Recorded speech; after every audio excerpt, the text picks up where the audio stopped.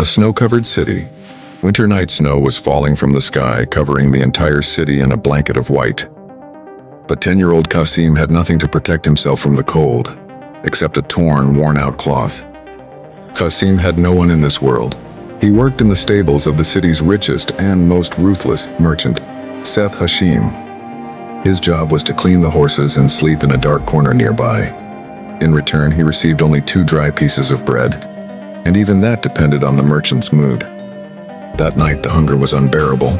Shivering in the freezing cold, Qasim stepped outside and began searching through piles of garbage, hoping to find leftover food. Suddenly, something shiny caught his eye.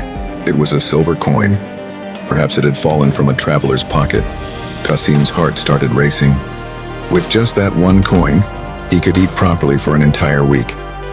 He slowly reached out his hand, but the moment his fingers touched the cold metal, he remembered his father's final words. "My son, it is better to die of hunger than to lose patience. Allah rewards those who are patient in ways they cannot even imagine." Qasim took a deep breath. He closed his eyes and left the coin where it was.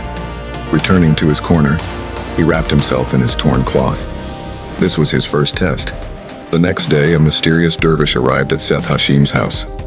His eyes were so bright, no one could look into them for long. He went to each person and asked a simple question. "Is there anyone who can give me their most valuable possession?" Seth Hashim laughed. "Oh, poor man, do you want gold or silver? I have everything, but I give nothing for free." The dervish smiled and then walked away. As he passed by the stables, he saw Qasim carefully wrapping a bandage around a wounded horse's leg. The dervish stopped and asked again, "Child, do you have anything to give?" Qasim lowered his head. "I have nothing, Baba, except my life.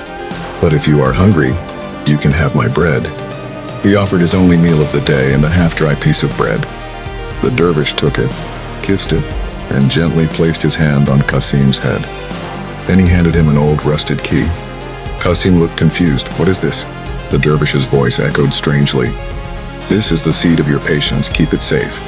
When your trials reach their peak, this key will guide you to the door where your destiny awaits. But remember, never sell it, no matter what happens." And then he disappeared. Qasim stood there staring at the key, but he had no idea that this key would not bring him comfort. It would bring a storm. That very night, a robbery took place in Seth Hashim's house.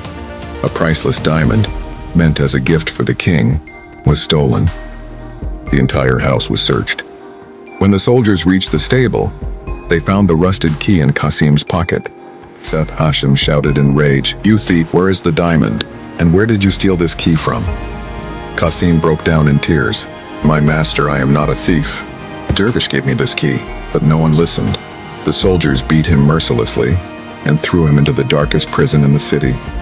The prison cell was so deep, even sunlight couldn't reach it. There, Qasim met an old prisoner. His beard touched the ground, and heavy chains were wrapped around his feet. When the old man saw the key in Qasim's hand, his eyes widened in shock. "Boy, where did you get this key?" he whispered. "Do you even know what it is?" Qasim cried softly. "This is the key to my suffering, Baba. Because of this, I am here." The old prisoner leaned closer and said, "No, this is no ordinary key. This is the key to a hidden chamber of a lost kingdom, a place no one has found for 300 years. But to reach it, he must pass through the well of death." Before he could say more, the prison doors burst open with a loud crash. Soldiers rushed in, but this time fear was visible on their faces. "Come out, boy," one of them said nervously. "The king has summoned you immediately." Qasim was confused. Why would a king call a poor orphan like him? Was he about to be punished or executed? Or was there a secret behind this key that was finally about to be revealed? With chains on his feet and fear in his heart, Qasim was dragged toward the royal palace.